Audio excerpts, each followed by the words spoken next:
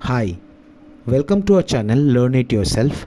I'm your instructor Roshan, and today we will learn about entering data in Excel and how to edit it.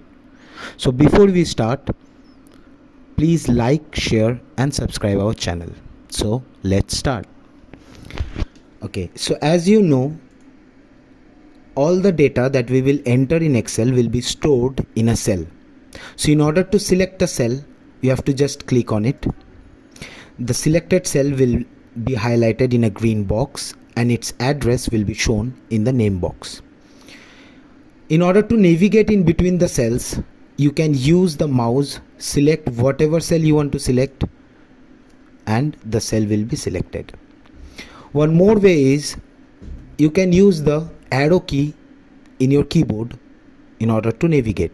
So the right arrow will help you to move right hand side, the left arrow will help you to move left hand side, the down arrow will help you to get down, and the up arrow will help you to get up.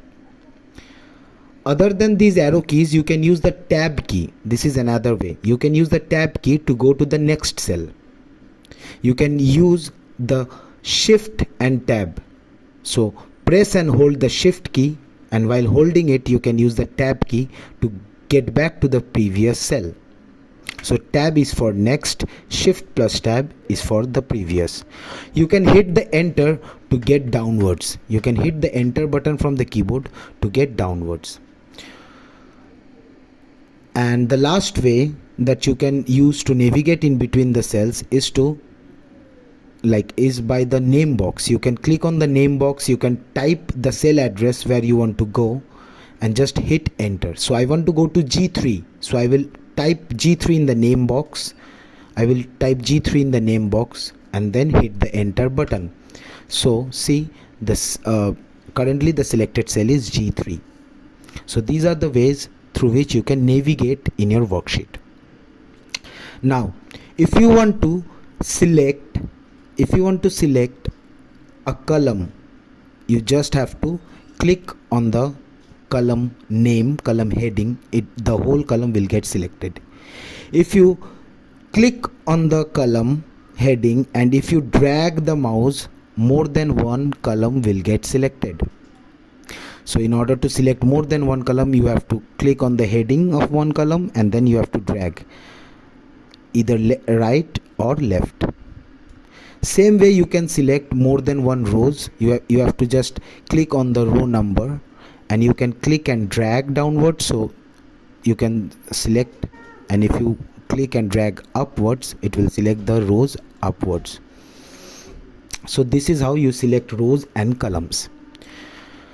And one more thing, if you want to select more than one cells, so you have to click and drag. If you want to select more than one cells, you have to select a cell, click on the cell and drag. Click on the cell and drag the mouse. So more than one cells will be selected. We call it as range, cell range. More than one cells is known as cell range. Right? You can also use the number, the name box. You can write down F3 colon H9. F3 colon H9. If you can see here, I have written F3 colon H9. So what will happen? All the cells that fall in between F3 and H9 will get selected. So this is how we select a range of cells. Either you can use the name box or you can click on the cell and drag.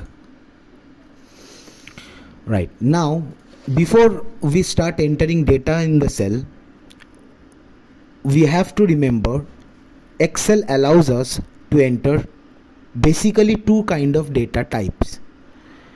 First is text.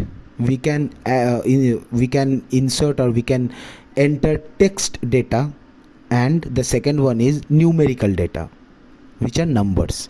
So in order to enter text data, you just have to select a cell and start typing in the keyboard. So I will be typing LIY, our channel's name.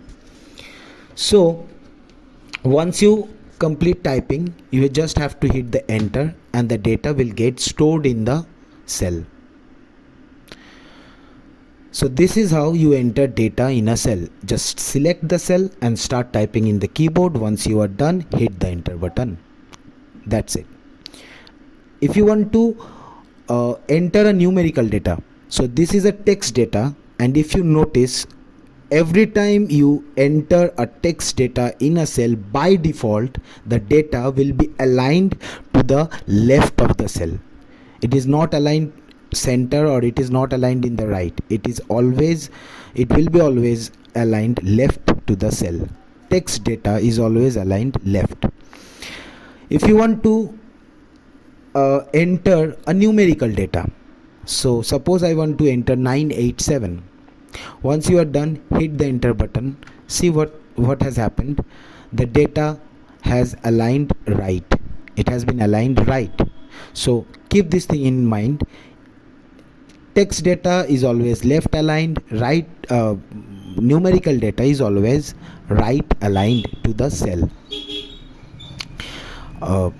Next, what we will do, we will try to edit a data. So there are basically three ways how you can edit a data that is already stored in a cell. So this is the data that is already stored in the cell E3. So we want to edit the data. The easiest way is to select the cell, go to the formula bar, and you can edit it. Once you are done, hit the enter button. Okay. Second way is to click on the cell, press the F2 button from the keyboard. See, a cursor has appeared in the cell. You can edit the data, and once you are done, hit the enter button. This is the second way. And the third way is that most of the people use in this world is double clicking on the cell. A cursor will appear again and you can edit the data. Once you are done, hit the enter button. So there are three ways: formula bar, F2 button, and double clicking on the cell. Lastly, one trick I will show you now. Suppose I want to enter a numerical data, that is 0987. Whenever 0 will be in the start, in the beginning of the data, if you hit enter, the 0 will disappear. Right? Whenever you are entering numerical data and in the very beginning you are entering 0, once you complete entering the data, once you are done, the 0 will disappear. So the solution is, whenever you want to keep 0 in the beginning, what you have to do, you have to add an apostrophe. See, I have added an apostrophe in front of the data. So whenever you are adding an apostrophe and then you are hitting the enter button, the numerical data will get converted into a text data. Now it is left aligned. That means it has become a text data. So this is a small trick from my end that you can use in your upcoming projects. And lastly, I will talk about saving an Excel workbook. So there are three ways. First of all, you can go to file, save. Because my workbook is already saved, I'm clicking on save as. But if you have not saved your workbook, you can go to file and save. Therefore, after that you can select browse, you can select the location where you want to save, and then you can save the document, the workbook. Okay, by default the extension with which Excel workbook is saved is .xlsx. There are many more extensions with which you can save the document, but by default it gets saved with xlsx.